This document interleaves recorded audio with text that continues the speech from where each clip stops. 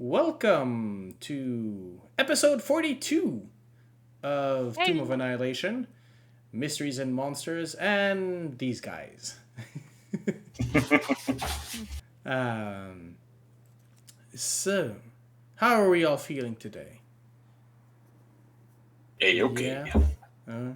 Ready to go get back in there and feed your blood to the wall, Vroon? Let's not do it again. I've already got a level of exhaustion and I lost 6 maximum hit points. So Yeah, nothing that a long rest won't. Eh. Well, maybe. Um, and yeah, how about the others? I know that we're still into the Larian Studios way of doing things. How are we feeling about that? There, like I said, I think I mentioned that last time. There are some mechanics that I think I'm going to be pulling in from the game. like what? The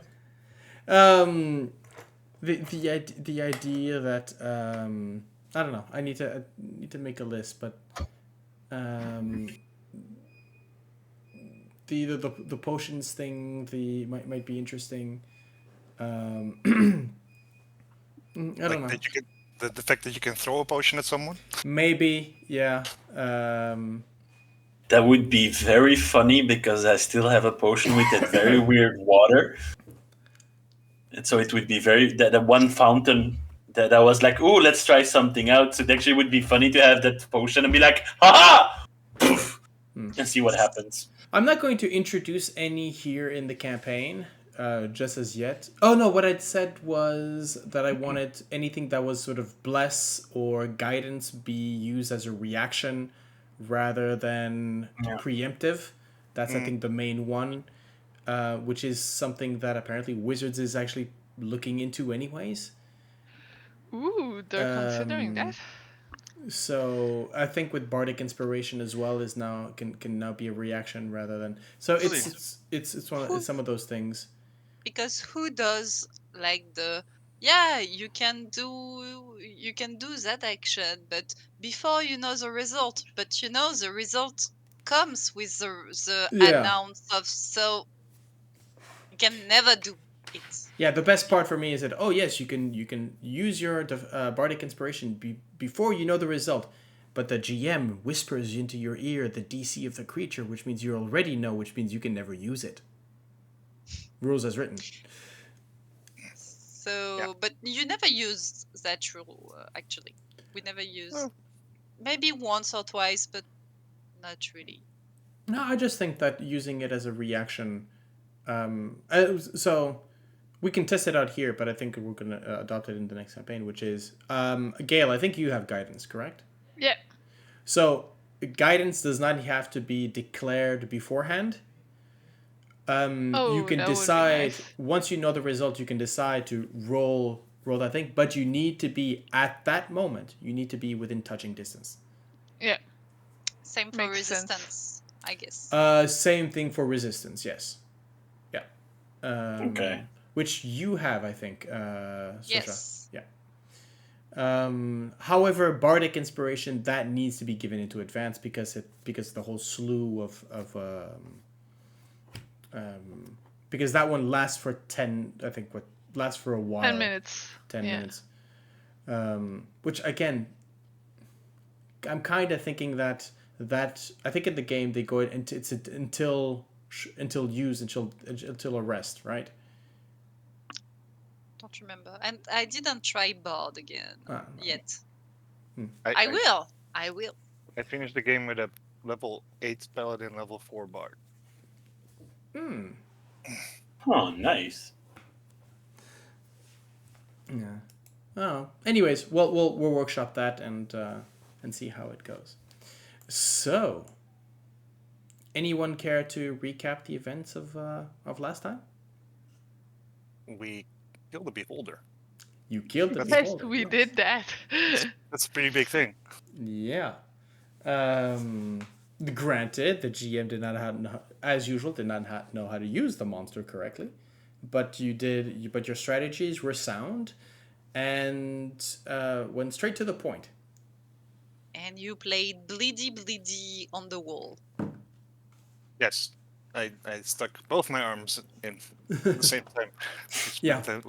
Yeah, so you've descended the level to what seems to be the final level of this sort of dungeon, at least, or at least the vertical part of it.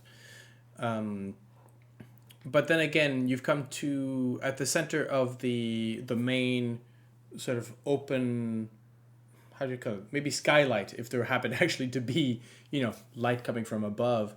4 statues of 4-armed gargoyles and another another shaft of descending into darkness in between them.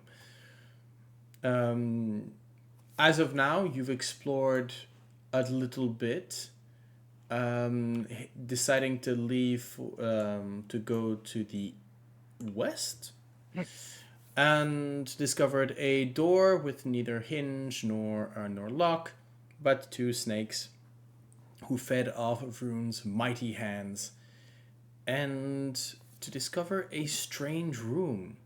So let's get some ambient music going. And Oh yeah, with the artists. yes.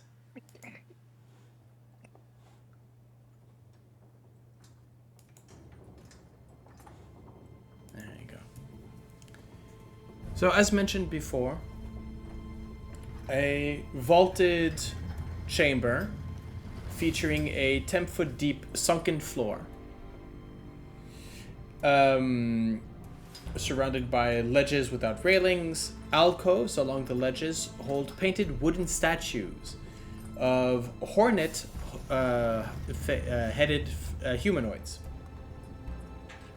each wearing a grass skirt and clutching a spear. In front of you, a throne made of bones and skulls, the backing covered with what seems to be stretched skin, and a fearsome horned skull, seemingly of a minotaur, or some horn, or sort of hangs above. Shuffling about the sunken portion of the room are 3 gaunt figures that seemingly are painting the walls with different gruesome themes. Now, I tried to recollect if one of you had been at some point badly hurt or gruesomely wounded during the dungeon part of the adventure, and I couldn't find any. I mean, Vroon got pretty badly hurt with the magnetic shields thing. The skull that bit also, and also The skull, I got yeah. really badly pierced in the beginning when we fell through that trap. That was one of the things that was I almost died. And for Gale and me, like the ball's mouse. Yeah, okay. Oh, right. Oh, right, yeah, that was that. As you're looking about, as you are still standing outside the room currently, but you can see those enough with dark vision, or by the flickering light of Vroon's sword, you can see some of these scenes being painted on the wall, covering up deaths of previous visitors. Currently, the scene of you, Heinrich, being falling, you impaled on spikes, reaching from above, is covering up the scene of a dwarf being basically rendered to bones by locusts.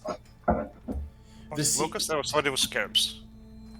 Yeah. There was a scene in the chamber where we had to do the floor.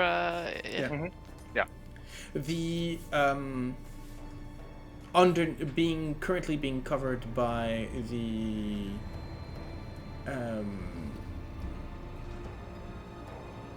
the scene of our two ladies being basically being chomped on by a not the headless boar, the other. Jesus, tonight's head gonna of be a boar. tough, guys. The beheaded. The beheaded, the head of a boar. You can see a. You can see a. What was it? The burning body, the burning and broken body of a white dragonborn, in sort of in a swirl of fire and smoke. But others, as you look upon, there are dozens of these small scenes. Some of them which you can identify as, the Yellow Banner, but others. There are Chaltians, there are... somewhere you see on the corner of some, on the third or fourth maybe covering, you can just see just the corner of a shield, and you recognize as the Flaming Fist. Visitors to this dungeon have been many across the years, and every death is recorded in one layer or another of paint.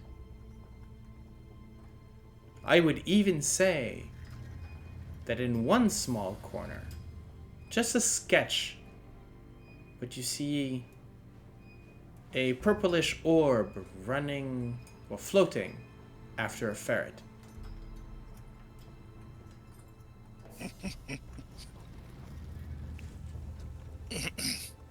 It's not purple. Purple-ish. It's white. Leral Oh, is it's all albino. white. It's an albino. Oh, okay. Well, a white orb then. Yeah, please. So my question to you is, what do you do? Well, Vroon being Vroon does this. I'll try to put a hand on Vroon, and I say, didn't we agree that Sorsha is first gonna check things out and then we proceed? Yep. Please? Obalaka, in the back of your mind, Heinrich goes, yes, that is the plan, but you are pretty sure that they are going to ruin it. Again. I would just say, caution. That scepter on the throne, don't think we should touch it. But if we tell them not to touch it, they'll touch it. So we shouldn't say anything. But if we don't say anything, they won't know. It just keeps rambling. Don't touch the scepter. Just a friendly advice. And I point. Do I see it, the scepter? Yeah. And somehow you maybe missed it at first, but there is a... Let me see here. Yeah. There's a sort of a... just sitting on the throne across the seat is this sort of a foot long metallic cylinder, or looks like a scepter with a... Does the material looks iron? It has the shaft is of a dull dark metal, which would suggest iron, and the head of it is sort of a I guess a tint similar to that of Vroon's armor. Huh. Ooh. When you two are doing that, I look at Vroon I look at Heinrich and I'm like, and I change and I do the best, the closest impersonation I can of the hag I saw. Okay. What I'm trying to do is this. My passenger went silent, and I see those two are like really worked up with. I'm trying to see if there's a reaction on the two others. So I change and I Oh, you're trying to provoke a reaction from yes, from the two. Okay. yes. Yes, provoke a reaction from a spirit that is not agreeing with with your spirit at the same time. Come on. Make me a performance check. Ooh, it's been a while. Yeah, but this one's gonna be disadvantaged because well, no, just standard check. Okay. Performance. Here we are. First roll of the night.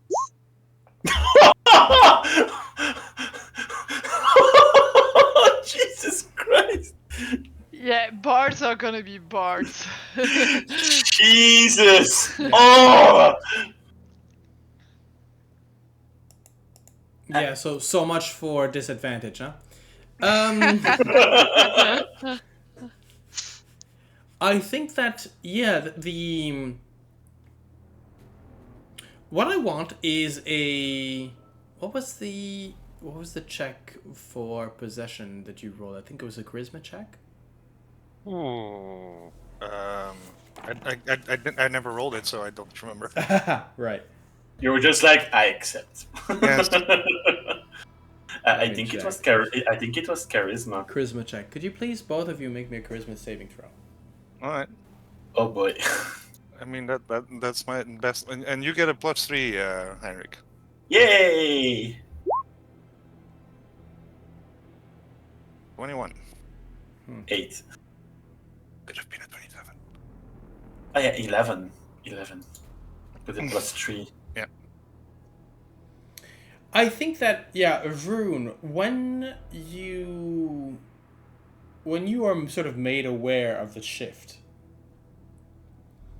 which is more elaborate, Sorsha, than because what you saw was a person with a bag over their head.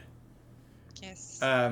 So it's less of your shifting than if you have minor illusion or silent image. I have prestidigitation, Yeah, I that's have not my gonna help. cape, I have my cape of many fashions. Yeah, I guess yes. Yeah, I guess yes. The cloak of many fashions. You could rearrange the hood into a burlap sack. Yeah. Because there's no way that you are changing your face into a sack with a snake coming out. Yes. I think that there's not a real reaction, as in they know it's you. But Obolaka, in your mind, Heinrich, sort of whispers, saying, "Oh no, she shouldn't do that. She shouldn't do that. She's gonna bring them here. That's a bad idea. You do not want to. You do not want them looking at you, seeing you like this. No. They won't take it well. Make her change back." Who is she? No. Come on. Make her change. I will make her change if you answer my question. Mm-hmm. Please. I want to help you. She is one of the Sown sisters. Okay. Sorsha, you see that Heinrich is a bit, like sudden change. He's like, Can you That's a very, very good performance, Sorsha, but next time, no. Apparently, when they notice they don't like it, I take a step back. Apparently, they're one of the Zone sisters. What is that? I shift back. So Anyway, that's what my friend in my head says. But and I actually say, yeah, actually, but like, what are they? Like you say a name, but are they people like sewn together because they're sisters, or like gives me more questions than actually a clear answer. So what are they exactly, Obalaka? Because the more information you give, the more safer we can be, so we can be more prepared at the same time. We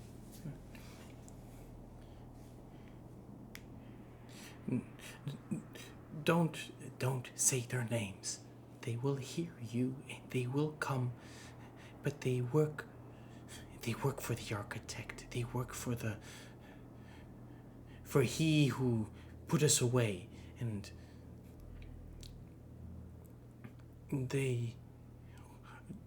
we don't know why or how, but they work for him for something deeper.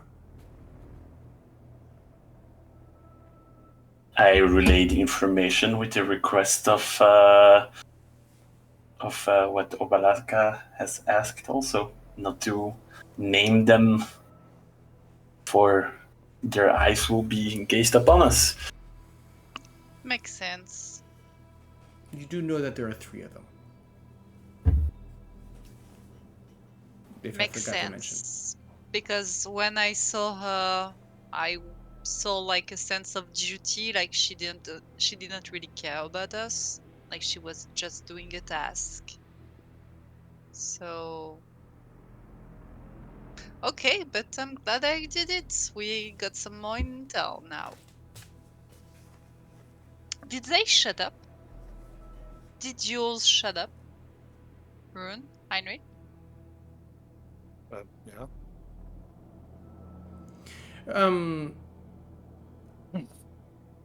I think there was definitely an absence of commentary from Kubazan. Okay. As in, or I think it was more like, yeah, I think that. Make me an insight check. Me? Yeah.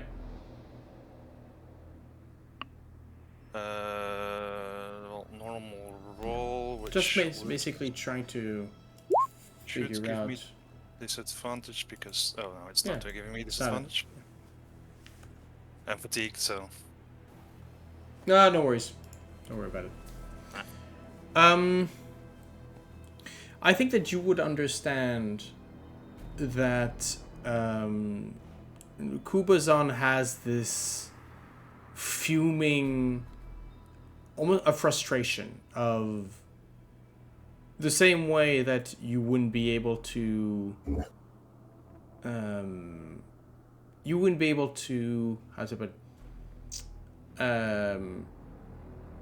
you wouldn't be able to go up against a storm because it's something that you can't ask for a wrestling match. It's something completely different. It's not in his strength, and he's frustrated because when the Stone Sisters is not in his strength. Okay. They work differently. It's something that he just can't go up against. we wouldn't be able to get a leverage against. Thank you. Yes.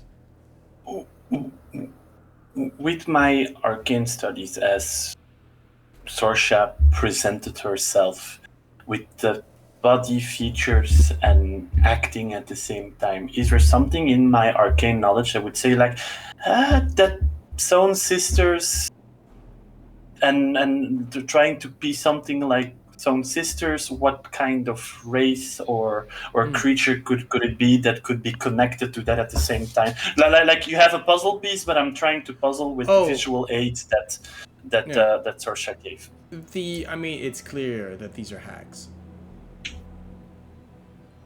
The type of hag is another measure altogether.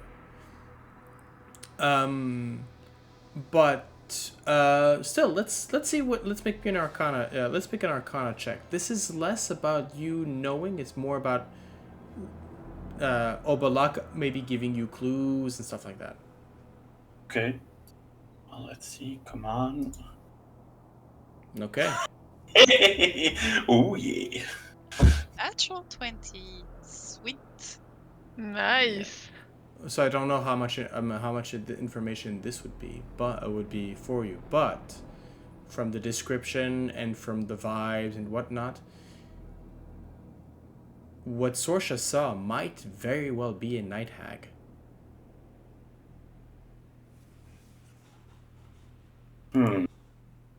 A night hag.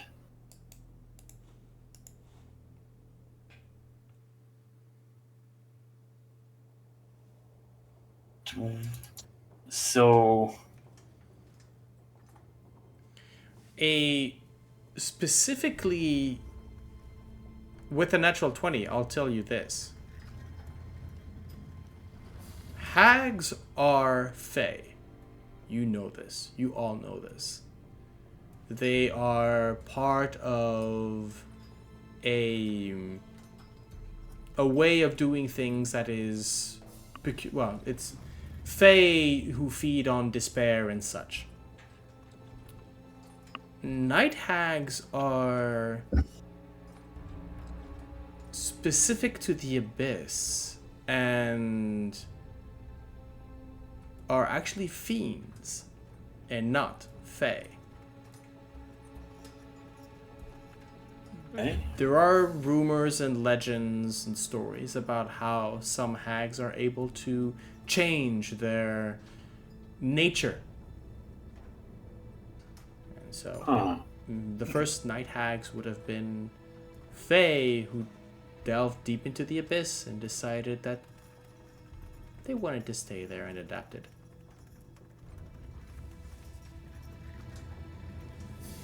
Oh. What once if Heinrich is telling us that? Yeah, of course I'm telling that. I'm going full nerd for the moment with my glasses and everything. Boop. Yeah. Immediately, like- Sense, divine sense. Okay. Makes I will say this. As you're looking through your small library of books that you keep in your bag of holding, let's read the description. Night hags were horrendously hideous beings, unrivaled in their repulsiveness even when compared to most other hags, and much more when compared to ordinary crones. To describe them as merely ugly was an immeasurable understatement, and comparing them to human women at all could be seen as an affront to the gender. Whether stickly and stout, of average build, or gaunt and bony, night hags are the most visually similar to small female trolls, complete with strange strength hidden behind their decrepit frames, and a deadly set of long, night-black nails. Their gait was slow and their bodies ungainly, despite their similarity in height and weight to human females, a problem caused by the uncanny ways their joints moved. Their sickening skin tone made their entire forms seem awfully bruised, and with a blue-violet hue that could only be fairly light or so dark they seemed completely black. They self-augmented their flesh with tattoo-like scars to enhance their eeriness, although it was already marred by grotesque warts, open sores, and diseased blisters brought on by planar plagues. Like an unkept coif, pitch black hair often hides most of a night hag's horrid visage and unbearable body, although not without compensating for the lost hair that came but from doing so.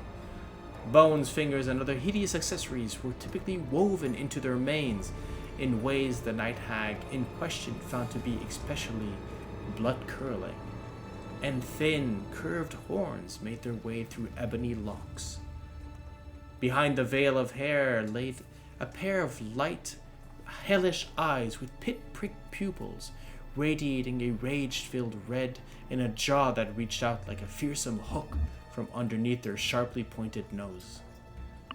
Rows of jagged yellow fangs coated in foul saliva rocked unfirmly in their gums and awkwardly jutted from their festering, wizened lips. What a charming description. I'm trying to see where that's coming from. Trying to find their source. Thank you for this absolutely not nightmare-inducing description. Actually, that would actually be from the 3.5 monster manual. You see Heinrich clapping his book, closes his book, and like in full nerd moment, like, you're welcome. Yeah, right.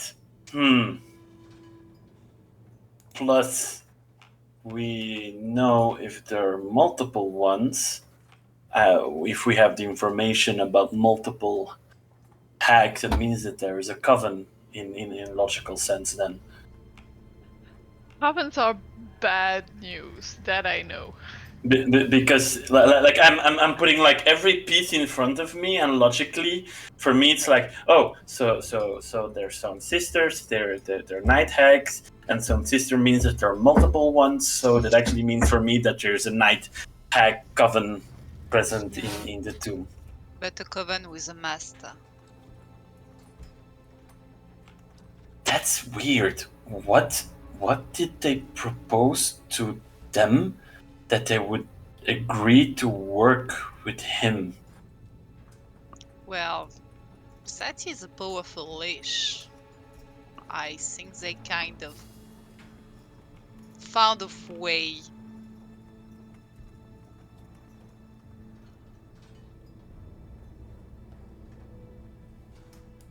Hellish plus hellish maybe makes good buddies. That will be enough to think about while we try to sleep and not have our hair cut off. Well, I think Or she already blood. got what she wanted. Yeah, but still, why do they need it? And you see that he's for a moment fully mumbling against himself and doing like, yeah, not that. But if they're dead, what they can do with that? Well, I mean, if I was like absolute living dead bastards in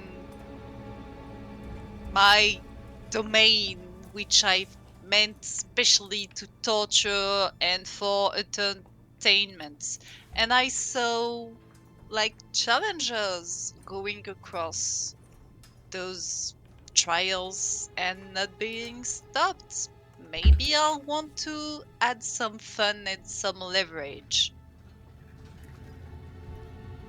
Maybe he thinks we can go all the way to him.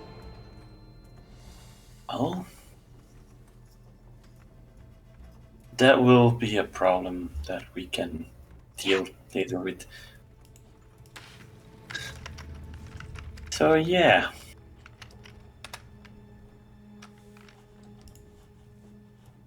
Anyways, it's bad news. In the meantime, do I sense any celestial fiends or undead within 60 feet? So behind, that is not behind total cover. Yes, That's not 3. no. Actually, well, 4. As you detect 3 undead and 1 fae.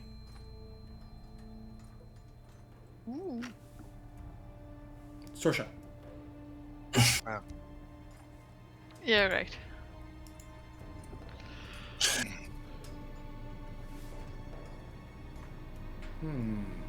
Interesting. So I guess if they're like in a different, Yeah, they're that's in what the- I'm. if That's they're, what, if they're in a different plane, I wouldn't be able to sense them probably. Yeah, I'm not sure about other planes. Yeah, here's the thing. Is that I can see this. I'm looking on Reddit right now. While you were asking that. One other comment that I like is, if Divine Sense cannot sense a creature behind a door, full cover, then it probably wasn't meant for different planes. Yeah, exactly. Um. But still, like the story still made Vroom go like, Yeah. No, Just so to be I sure. would say no. It wouldn't be able to. If you were on the ethereal plane, yes, because you get to that same sort of a vibration, I guess. But but at least I know that those 3 creatures are undead, yes, very much and so. I know that the room is not consecrated or desecrated. No, it is neither.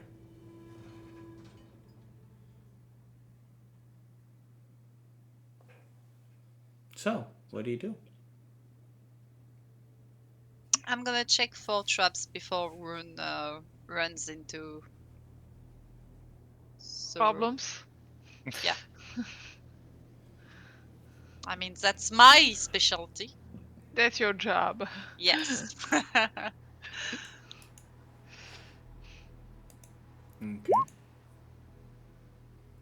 So you do understand that saying "I look for traps" does not mean that you will be able to notice traps in the top right corner of a room, 60 feet away, right? Yes. Okay. No, First you do checking not. that. Yeah, I'm gonna still see what I see in front of me. Okay. In my like, if it's okay to step into the room, and then I'll search for some more. But I won't go into the middle of the room because maybe there's a trap in it and I'll blow up or something.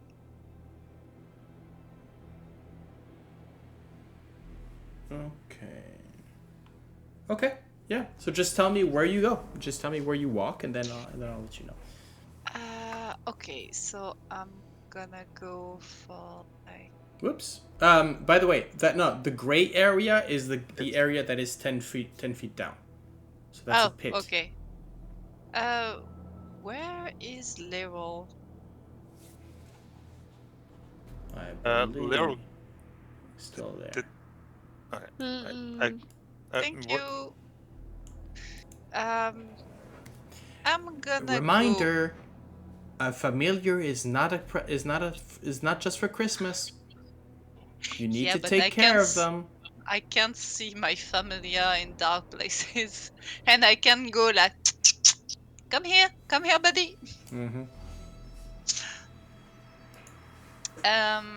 Yeah, I'm gonna go for a round. I'm gonna make a. Okay. So first thing that what you find, actually,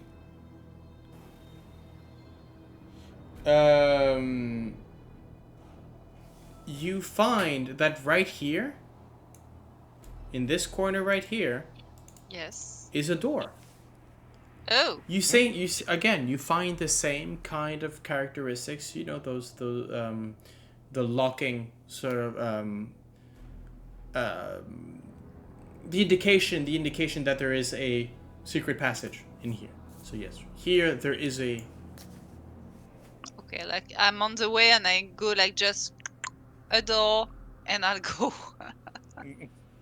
Okay. Yes, and I'm. As you look to Check. these to each one of these wooden statues, all of them seem fairly similar, but they seem to be. There are slight sort of variations in the way in the, sort of the the way it's carved to suggest that these would be different people, but the heads are all the same.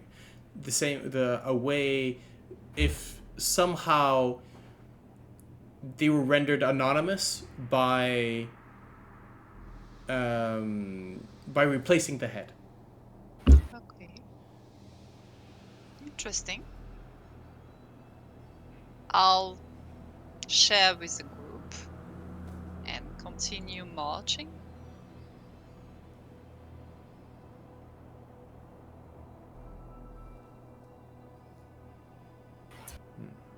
As you walk through the dust, and the only sound that comes in is the plumping, the dripping of the paint, and the scratching of the paintbrushes on the wall. Is there something on the throne area? Yes. So, as I mentioned, the throne is made from skin and bones, and unfortunately, human skin or yes, most likely Omuin by the tint of it. There's magic in my bones. Sorry.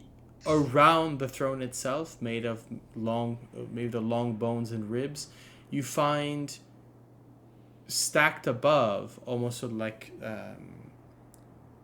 emphasis, skulls, but these of a much smaller size.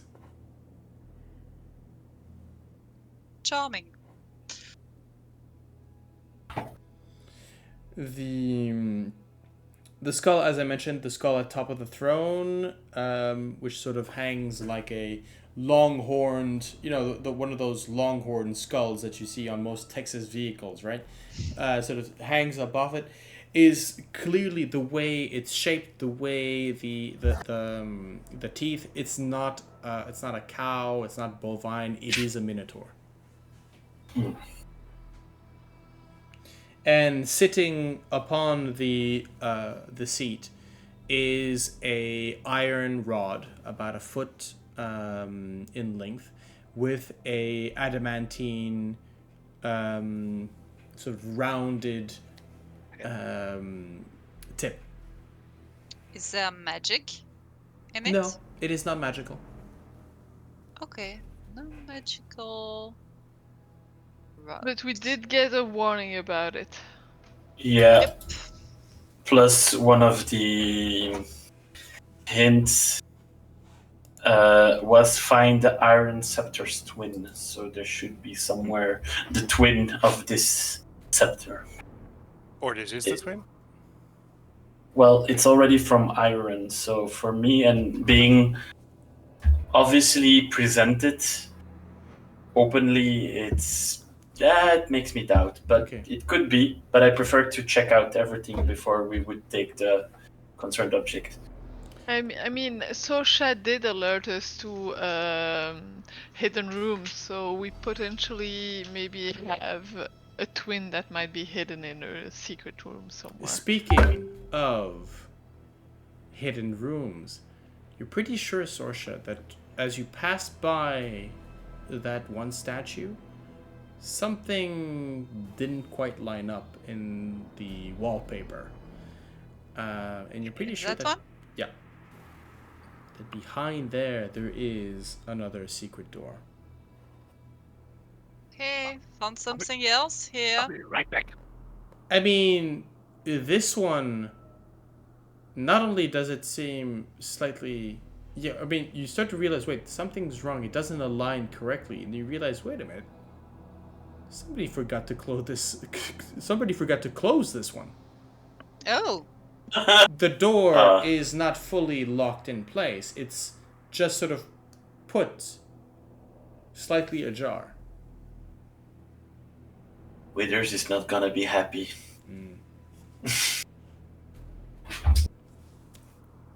okay. I'll look into it. I'll mage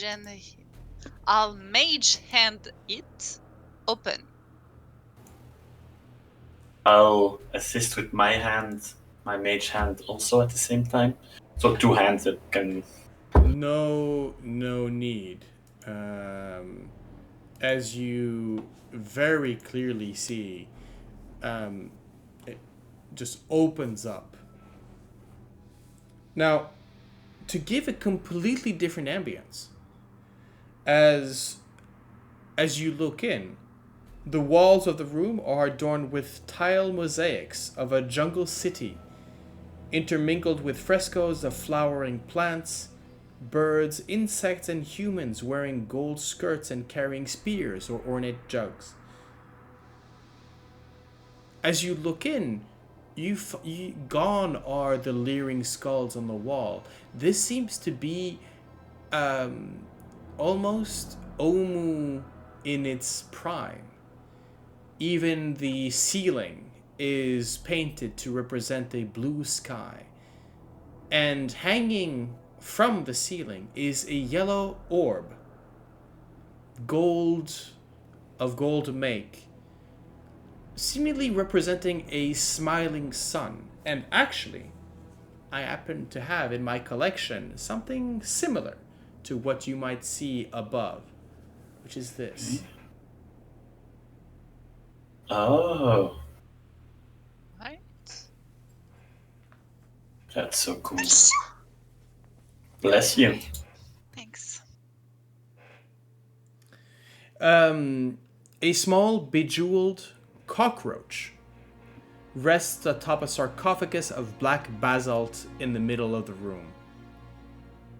And the 2-foot diameter orb hanging from a chain above the sarcophagus is made of hammered gold to resemble a smiling sun. You notice with your senses, Sorsha,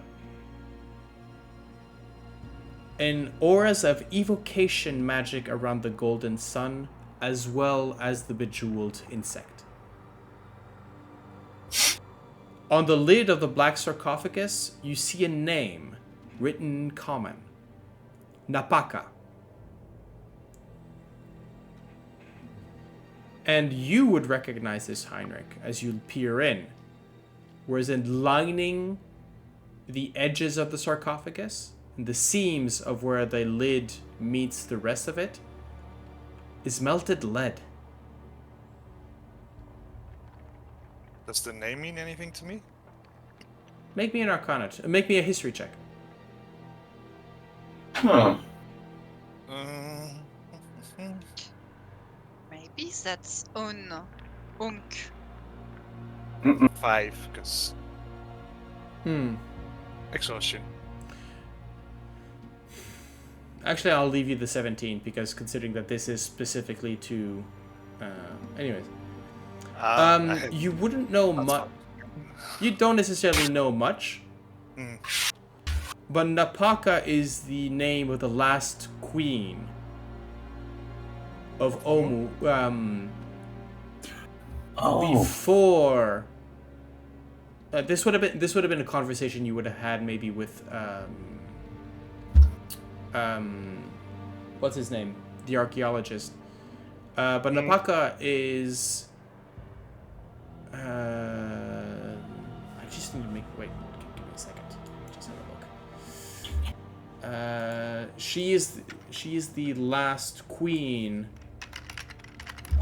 She was the queen of Omu when Acererak took over. Wow.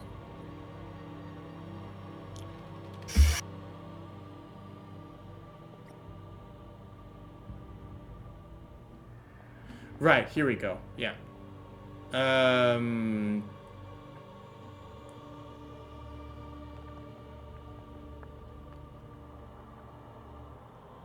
Yep, okay.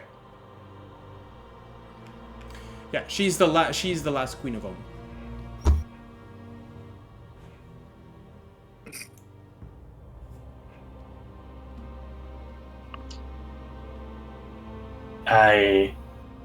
I point towards the smiling sun and I repeat, well, evocation is actually not a good thing. Yeah, 2 evocation stuff.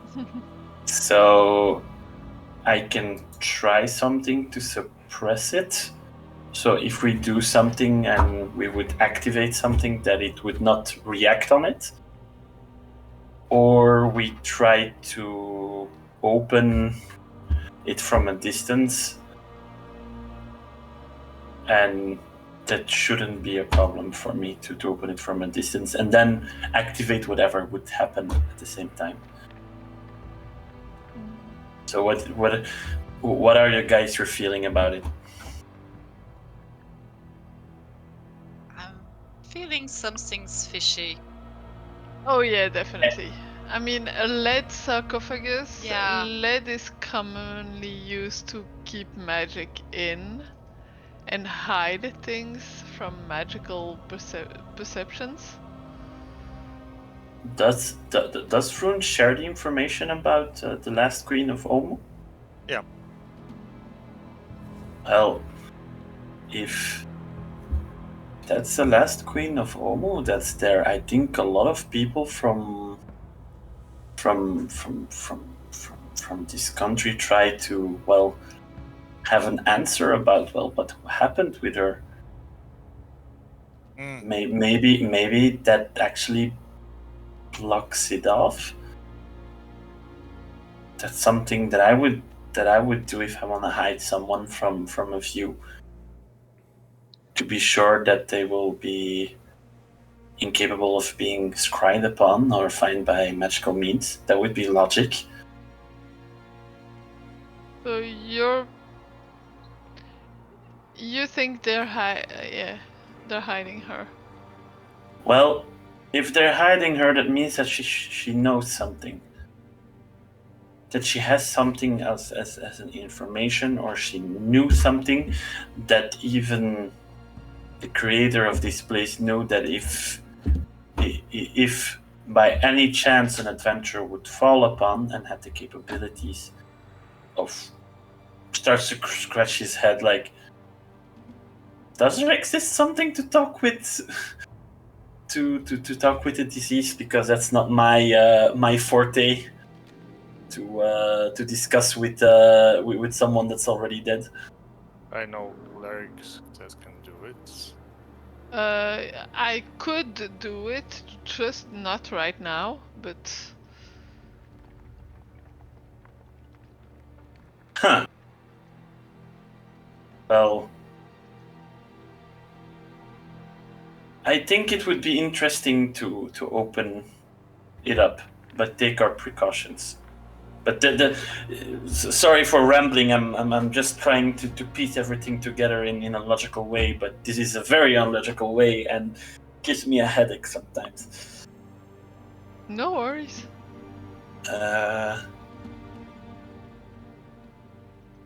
I think I'm just gonna snap my. Is it like? I think I'm gonna dispel that evocation thing. I don't trust it. I really don't trust it. Is that okay for you guys? Which Like, one? The cockroach or the sun? What does like the sun represent in Omu and let you guys decide. That religion? Well, the way I understand, there is actually no particular information, so I'm pretty much sort of pulling this out of. Omuans did not believe there was only one Omuan god, and that was Uptal. Yeah. But even him was not actually. Even he was not actually a god, but a primordial. And so the Omuans and the Chaltians in general believed in the forces of primordial power rather than god divine power. So the sun would be more of a protective force, something that watches over the lands.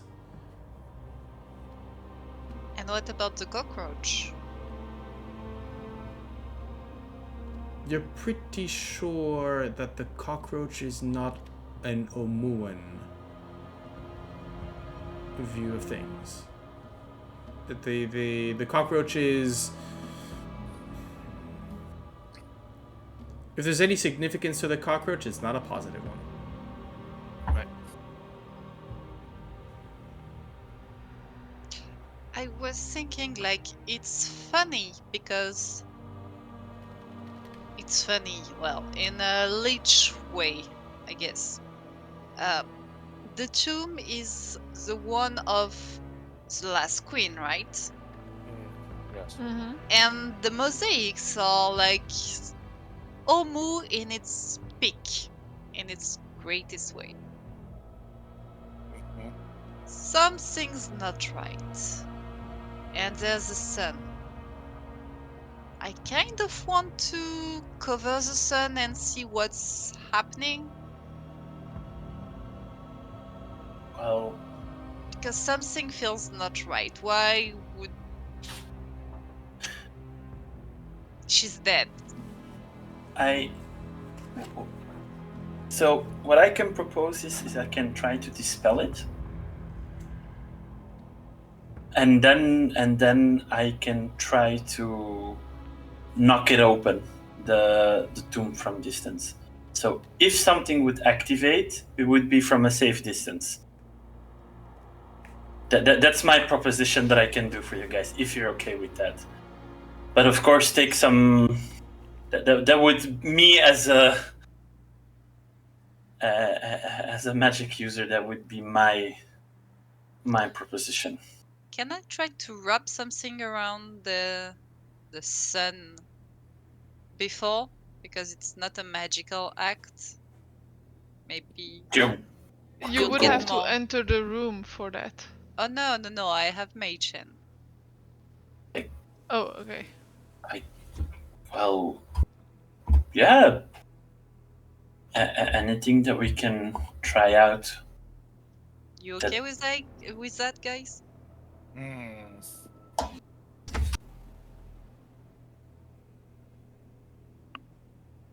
Good for me. I'll assist the with. Did I get it wrong, or is the sun tiled on the ceiling? It is. Or There is a painted. chain that is affixing this the sun Okay. from the ceiling. Yes. Okay, yeah. But it's not like painted on the ceiling. It's hanging and down, and yeah. Okay.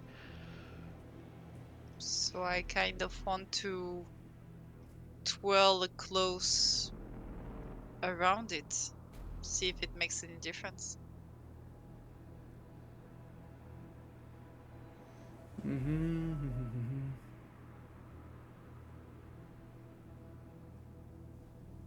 Okay. So what do you do? Tell me how you do this. With mage hand and a handkerchief or something, I'll wrap it up so it is covered and see if anything's happening. Okay. Make me a, because it's a fairly. It's not necessarily an easy mode. Just make me. Are you proficient in sleight of hand? Yes. Okay, make me an Arcana check, basically.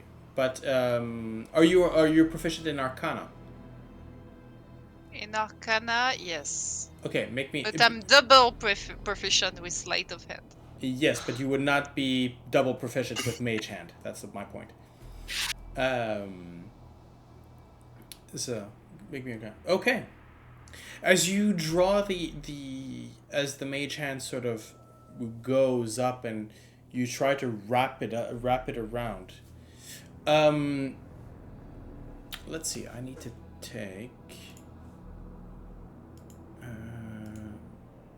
circle, no broadcast. Yep. Okay.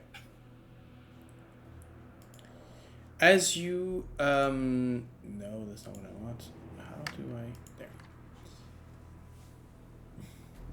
As you place it on top,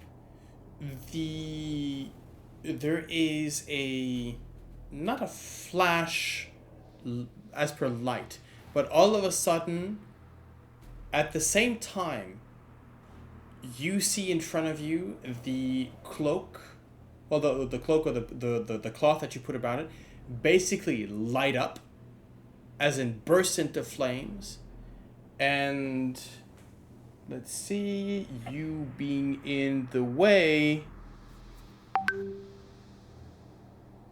Could you make me a dexterity saving throw, please? Sure. Yeah, +3. Thank you.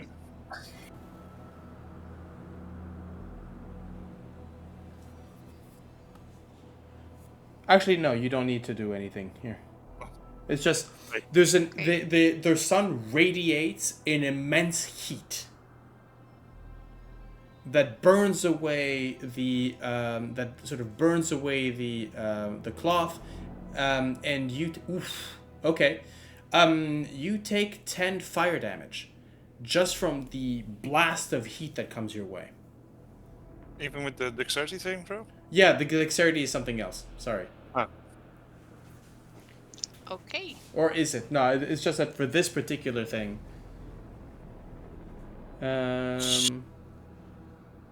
Ouch.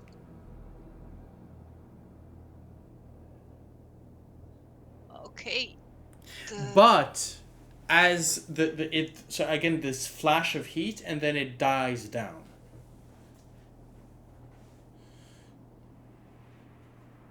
And there's just a little bit of, as you can see, just the ash of the rags sort of flutter down.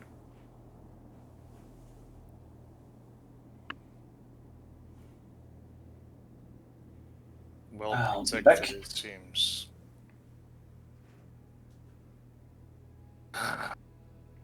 I'm beginning to wonder if we should pursue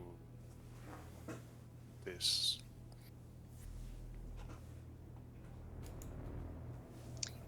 We The- still have the knock spell of Heinrich, but yeah. I have to say that the tombs of the trickster gods is one thing, but this seems to be the tomb of the, well, formerly true queen of Omu.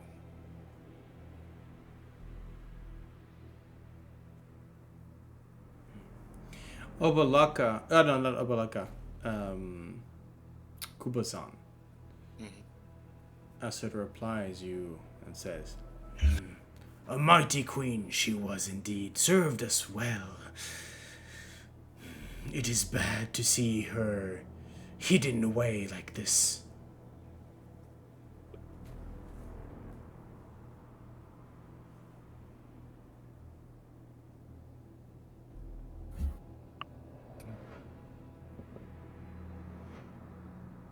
So knock or not knock? That is the question. Well, you guys okay with that, or Oh yeah, but I'll get the fuck out of the way. If you No excuse shit. me. Yeah. This is a conundrum. Because if it's, I'm just wondering if Naka would actually work in this case, because it's Well, it's a I seal. It's It's sealed. It's not magic proof, unless it is. It's not. No, it's not. It's not that. Locked, maybe. Hmm? It's not locked. It's Yeah, it's not locked. It's not. I'll put the spell on, and then you Yep, can okay. check, you can check at your ease, because I admit it's like a huh. or stuck or bards. So there's yeah. I think stuck or bards seems like, because it's like glued Yeah. together with molten leads, right? Yeah. Yeah, I think the stuck or bard seems to imply that. Because multiple luck or one ever luck. Okay.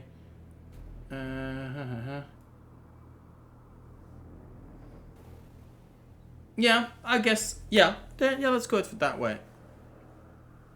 I guess So I try to make some hand gestures, and the last movement I do is like knocking against the door, like tack tack, and I point towards the tomb, and it will open. Okay.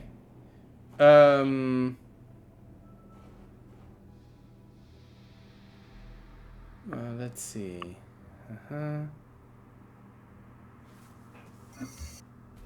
But anything in 300 feet hears a very loud knock, like.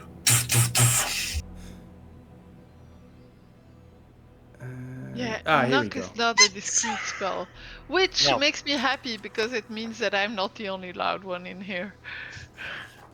Hey, I got a very good were never the role only- model. I've got a very good role model. So, Gale, thank you for showing how it should be done. Okay. So yes, as you launch the spell, you can see that the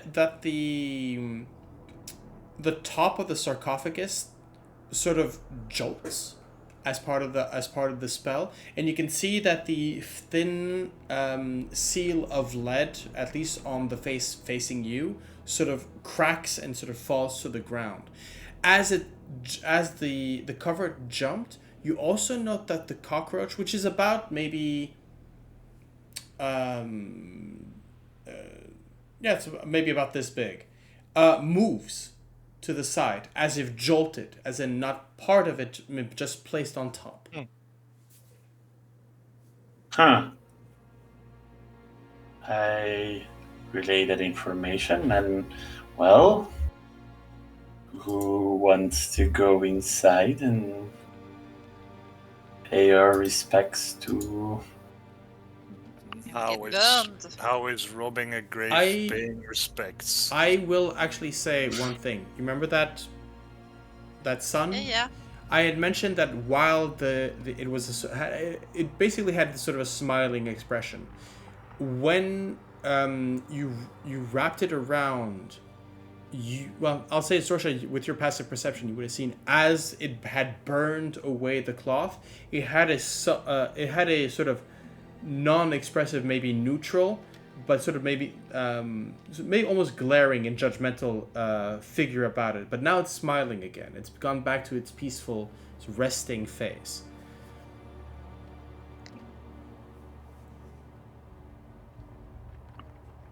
I'll relay. I don't know how to take the resting bitchy sun face, but okay. It's peaceful, not bitching, bitch racing. No, but it burnt me, so it's bitchy. Oh, yeah, well, That's all it takes.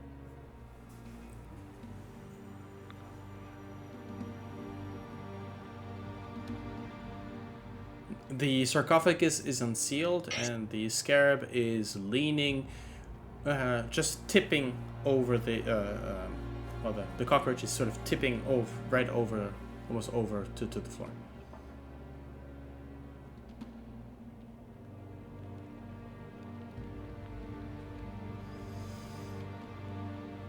I think like the sun won't. I will I'll just do another Divine Sense, specifically hoping to see if the cockroach is anything. No, you are not sensing anything from that direction. Right. I think the sun won't burn unless he feels or sees something that he doesn't like. Like putting a cloth on it. Yeah. Like anything that brings us closer to him. Or maybe desacralizes its queen or something.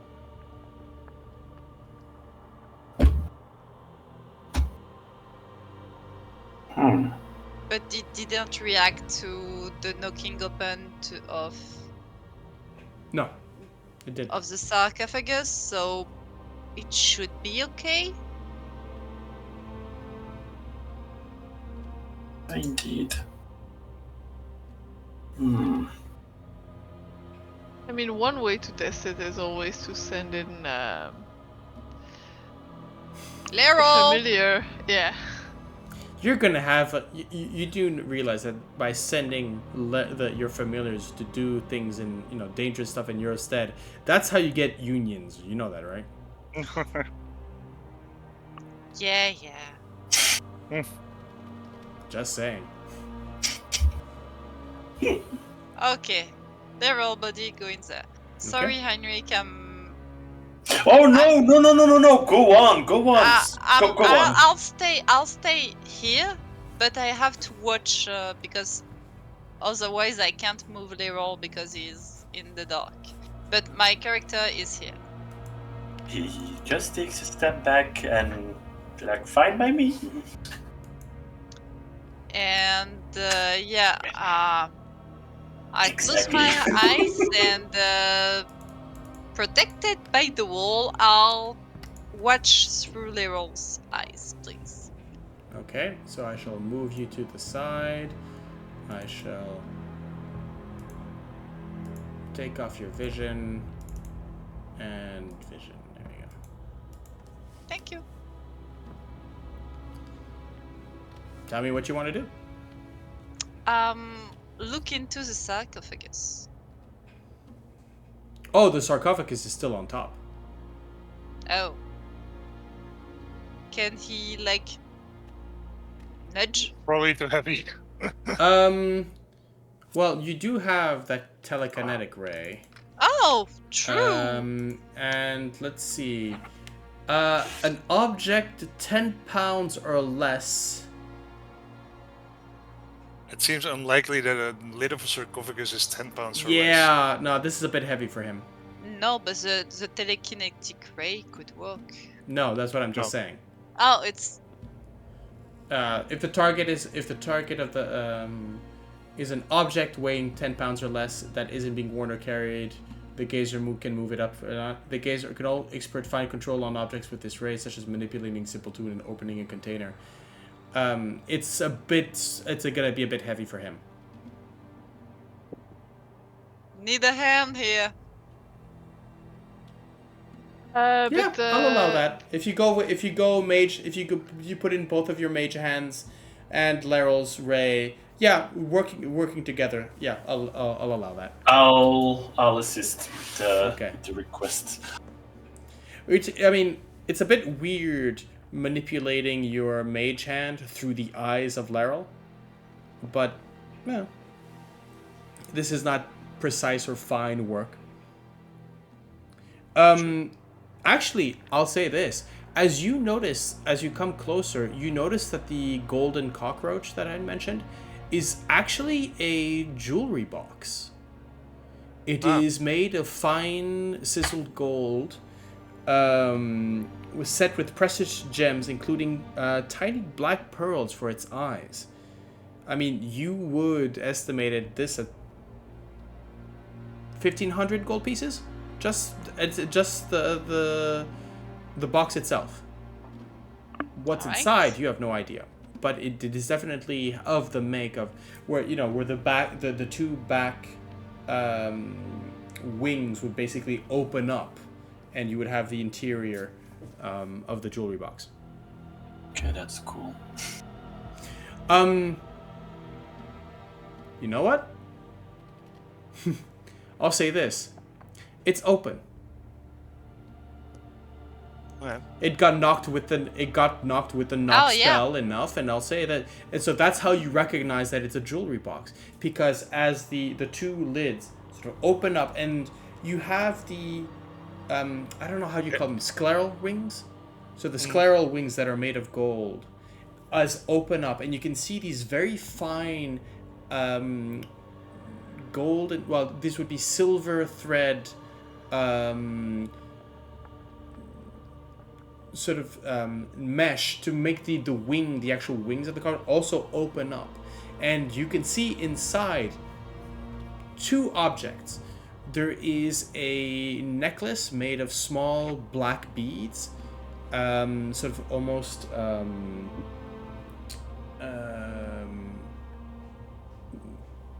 these are like black pearls, sort of strung together onto the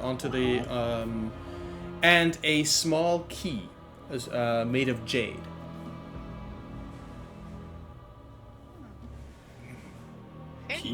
Keys are always good because that means Yep. it opens something. Yep. That's already positive, but the concerned object, if I would say pocket it and identify it later to be sure what it is. Could be nothing, but could also be an object of So Let's look into the sarcophagus first, because remember there's the sun Okay. watching. Yeah, sure. That's... And then try to nudge things if you don't mind. Sure. So what do you do? Look into the sarcophagus first. So as you move the sarcophagus to the side, the as I said, the jewelry box that was already teetering on the side falls to the floor, and its contents sort of empty out. As you push the sarcophagus beyond its the rim, you can see inside a perfectly preserved body of a woman. She would be maybe in her late 30s, early 40s. She's wearing the tattered remains of a black gown, and on her face a hornet mask made of painted gold. Holding her arms crossed, you notice that in her left hand she's holding an iron scepter with an adamantine head. On the twin. Yep.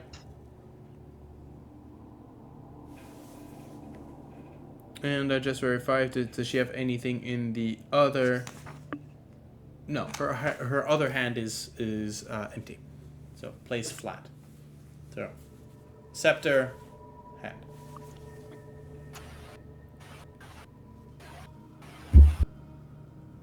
Okay.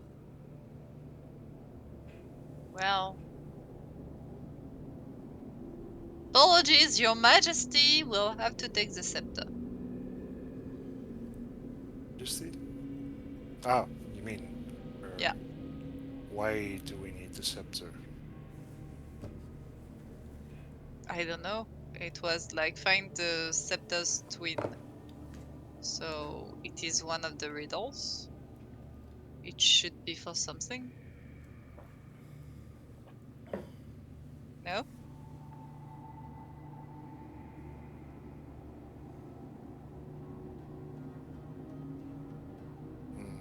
The question is, which one is the copy? I could... Well, if we want to be sure, I still have that one gift from that scroll from Legend Lore. I could, I could transcribe it later I would have other opportunities to find the spell, but You think this one is magical? I mean, that should be easy to see. well, If someone goes inside. Yeah, I have to see with my own eyes to tell you that. the thing is one of the scepters, if it's magical or not. The other one was not. By the way, you left it on the seat, correct? Yep. Yep. Yeah. The thing is, if you want more information, or it's identify or legend lore, because I'm rereading everything that I have in my backpack, and those are two options that we have. So it depends on what we want to do. But the point backwards to me, I think that the other mace is it's a bit too obvious. The other place, it's sealed off, on someone important. And it's a riddle. And yeah, it's real at the same time. So I think this would be the concerned object, but it's good. It's good to ask the question. I, for one, am not going inside. Not because I don't dare, but I wish to leave the queen in peace.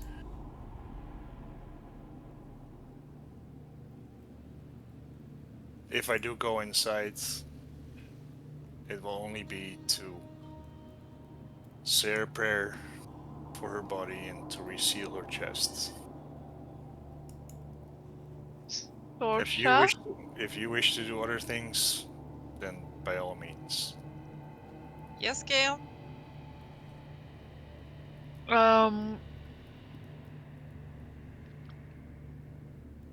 There was another room, right? Uh-huh.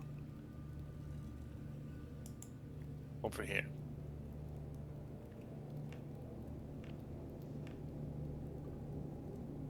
I mean, Iron Scepter's twin.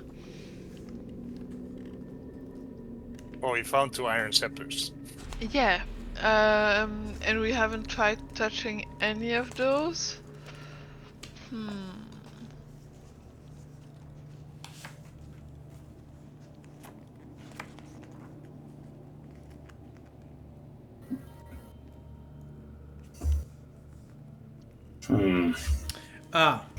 This is where you would have heard about Queen Napaka.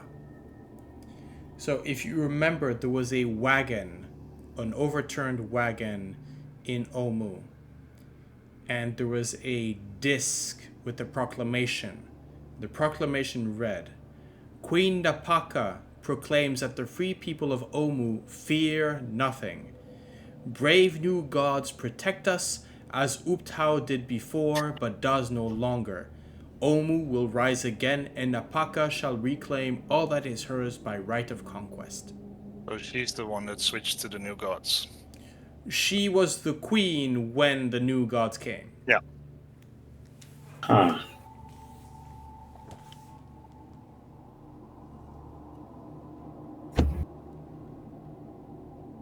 What do you guys think?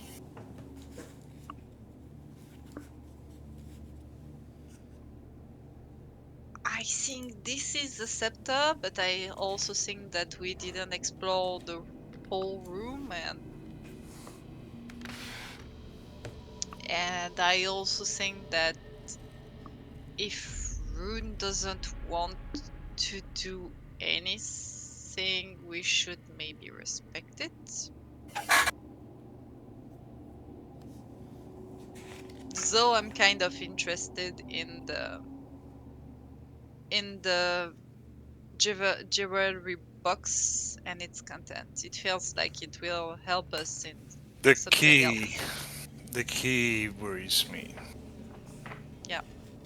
I would I feel like- like the key is the important part. Can your mage hand retrieve the key? Sure.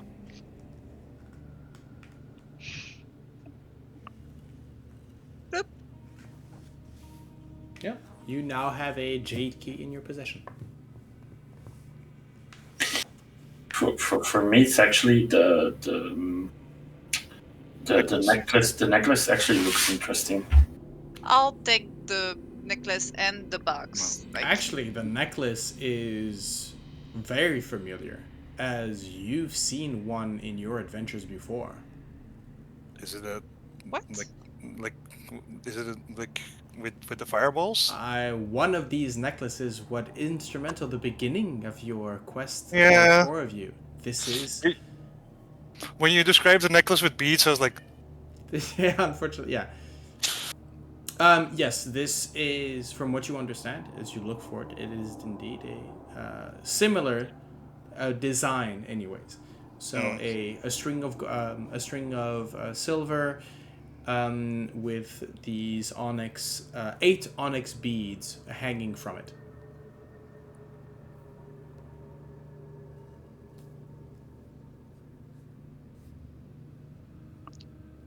Oh, That's a very interesting find.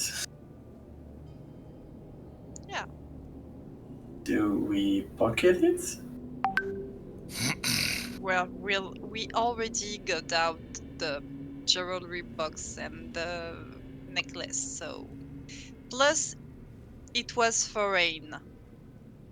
So I think it's safe to keep. The rest I'll do whatever Rune feels like.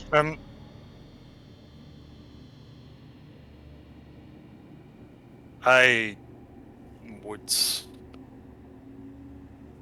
prefer to leave the queen in peace. Okay, then we'll do that then. And in fact, it's Rune sort of like probably like starts moving a bit towards here, and like it's just like checking the sundial and the the sun amulet and like the temperature mostly. No, I mean, there's no. Well, the visage is peaceful, the same way it was before it was mishandled. There's no particular. The room wouldn't radiate. Wait, does the? Yeah. No, there's no particular uncomfortable heat radiating from the room.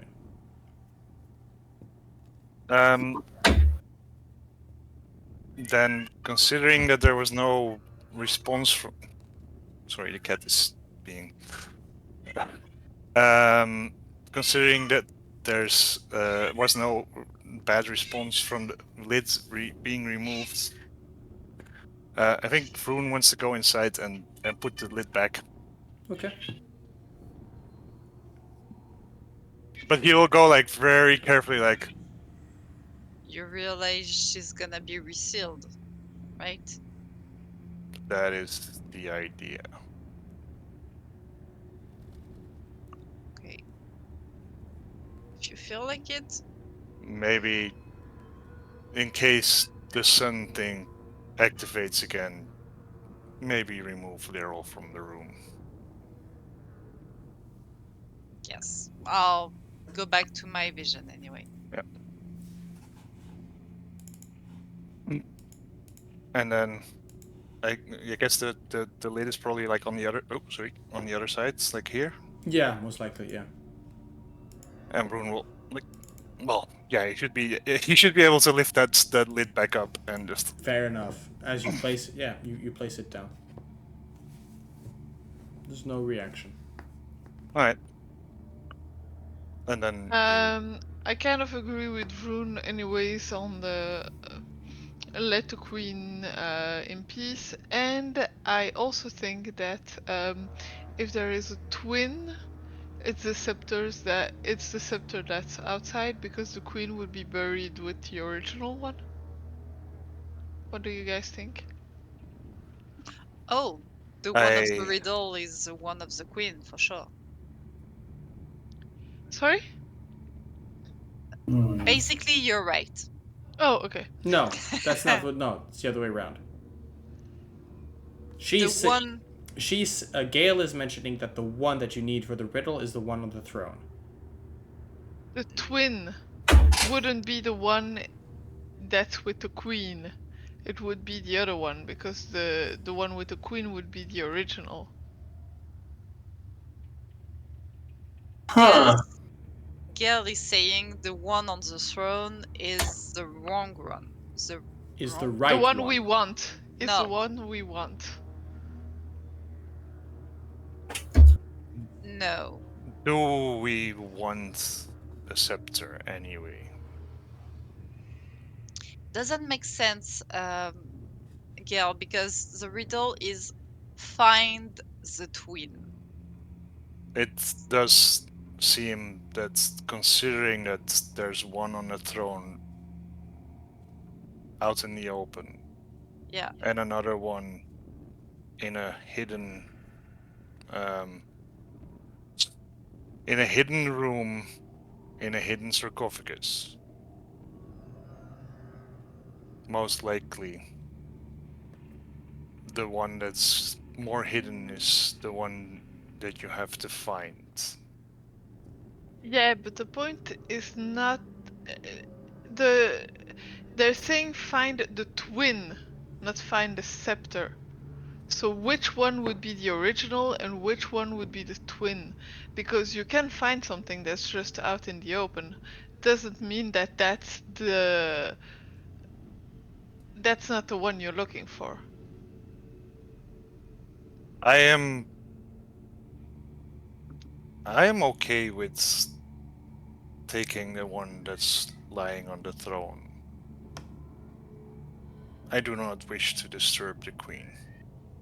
My reasoning would simply be that a queen would be put to rest with her scepter and not with a copy of it. Considering that I just could enter the room without problems. If someone wants, like, I can remove the lid again, and someone can see if they can find anything magical about the scepter in the crypt. But again, I do not want to remove it. But if someone else does, I think this, if we don't take the scepter on the queen's tomb,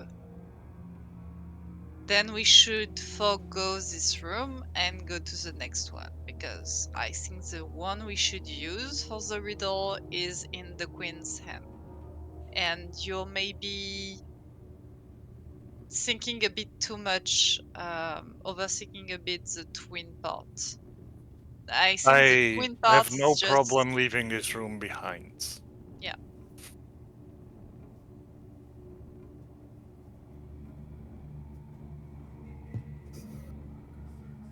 Are you muted? Yeah, I think Gale is muted. We don't even know why we should find that scepter. True. I agree with that. Let's close the tomb and continue to the next room. I think that is some wise words from Vroon. Well, Sorsha. From everyone. Hmm. A team effort, you know. Actually, while he's busy with his bag and checking some stuff and has that scroll in his hand, actually, do we want to know something? What's present here? Present where? In this room? No, I mean like we need information, and I've been remembering that this scroll is a legend lore. So actually, if we want some more information on something,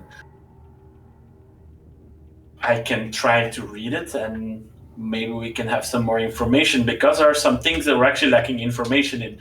It's just something that came into my head while I'm rummaging my stuff, but I mean, legend lore can be It's so. I- It's basically, I give you the wiki page. Heinrich has experience with legend lore. Do Yes. something attached to his body that was helping him with that. Also, the Stone of Galore helped him with that also. So the question I ask while we're sealing up the queen's tomb is that while we're walking outside and everything, walk and talk, is there a piece of information that we could need extra information from? about A- a- a person, place, or object. For example, seeing my notes, I would ask information. Well, our visitors, for example, but we have information about them. The only thing that I would say is I'm a bit stuck with that. Do you guys have an idea? There are right so now. many.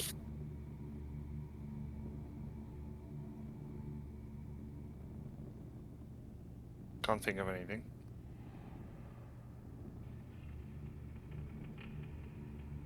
The only thing that comes in my head would be, or we know about Asarak, right? Wait, I was gonna say, like, would it work on Asarak or like the Soulmonger? The Soulmonger is what we're after, so... Describe a person, place, or object. But the thing is, I guess we can't describe the Soulmonger. We can't describe Asarak. I think with Oh, name it. Name or describe. So, yeah. Naming should be enough. I agree with Gale and Vroon. We are behind the Soulmonger, but we don't have a lot of information about it. What do you guys think? Should I try?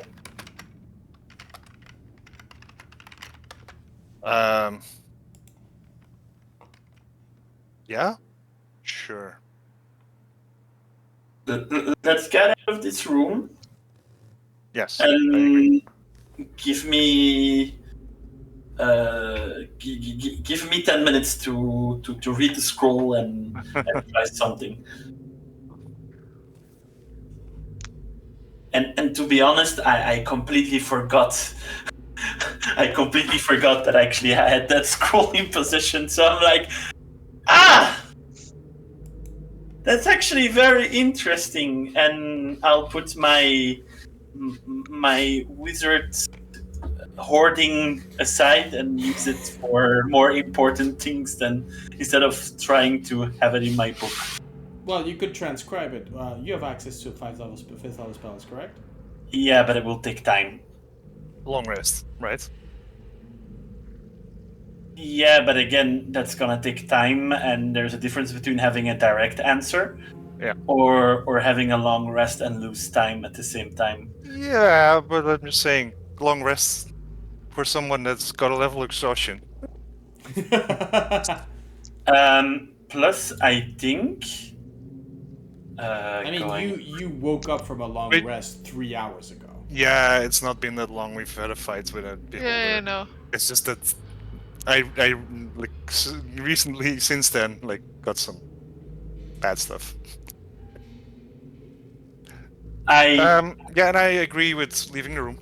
I believe you actually do have potions in your possession to alleviate. We have 2 potions. If I remember, someone has them.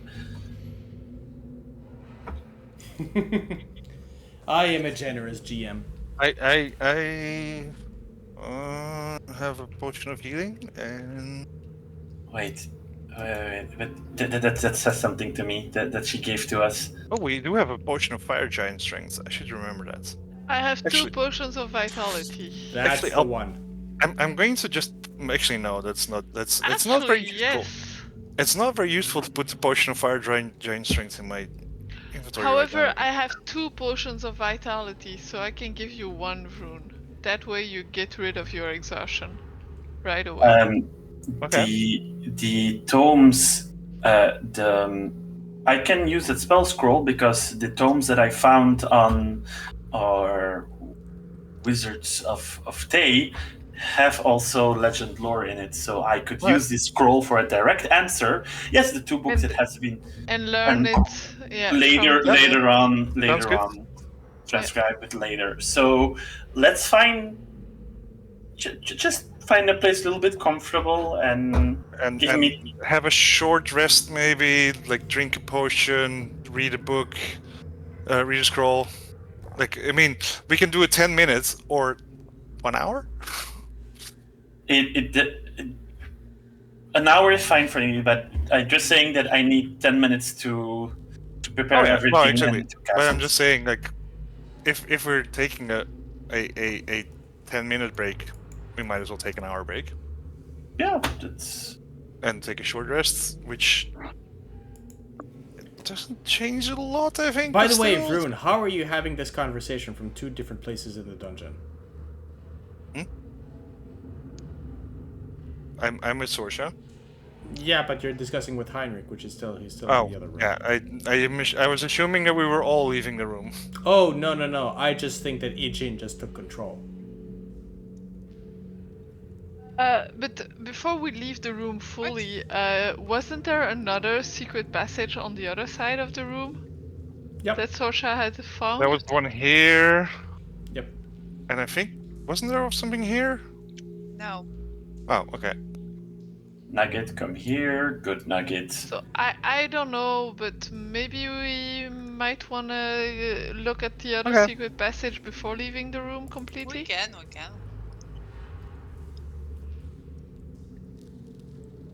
Alright. Okay, let's go back.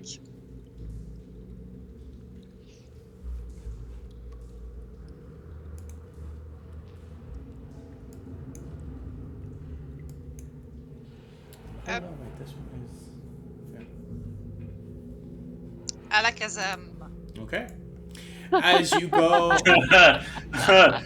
What kind of magic is this? I need to learn it. You step up, you grab the telltale skull and go Alakazam, and boom.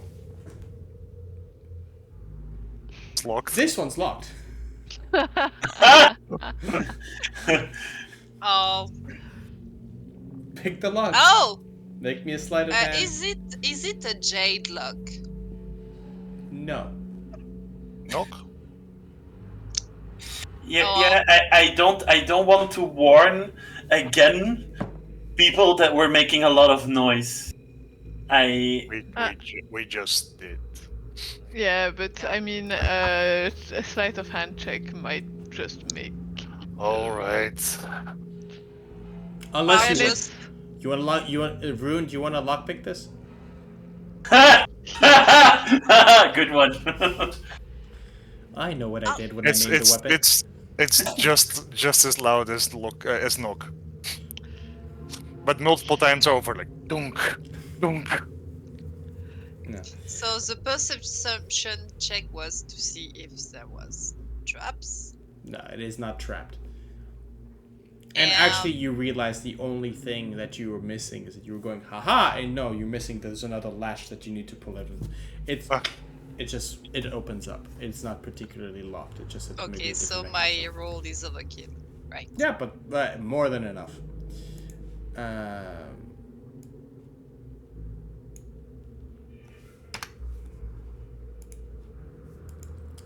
In front of you, lit up by a ever-burning torch, is a spiral staircase leading upwards and down.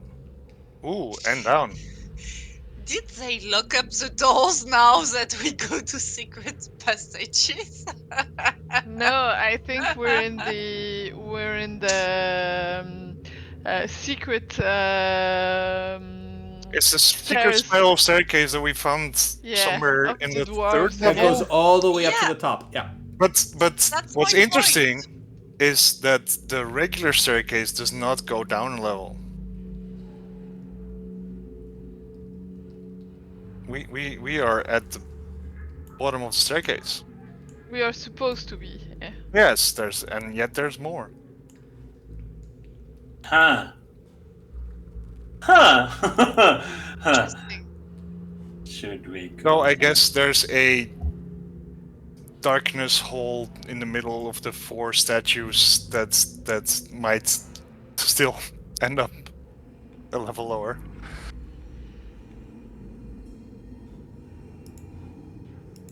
That is actually kind of interesting. We could go downstairs or send someone downstairs. Like Nugget or Laryl to just go quickly down, and I don't know how far downstairs. Nugget is more discreet than Leroy. Well, except for the flashlight, but yeah. Yeah, exactly.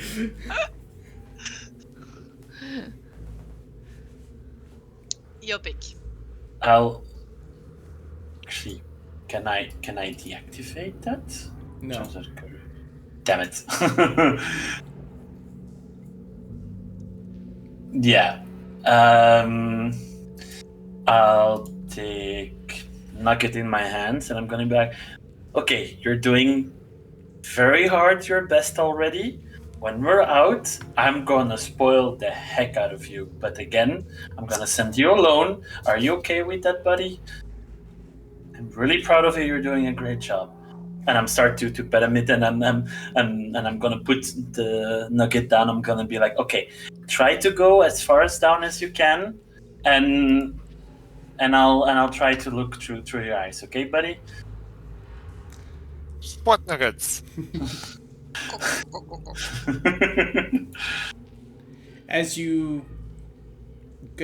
Nugget sort of understands what you want and what you need, and jumps down from your shoulder, scuttles along the legs of your friends into the long tunnel, and has a slight sort of look back towards the rest of you before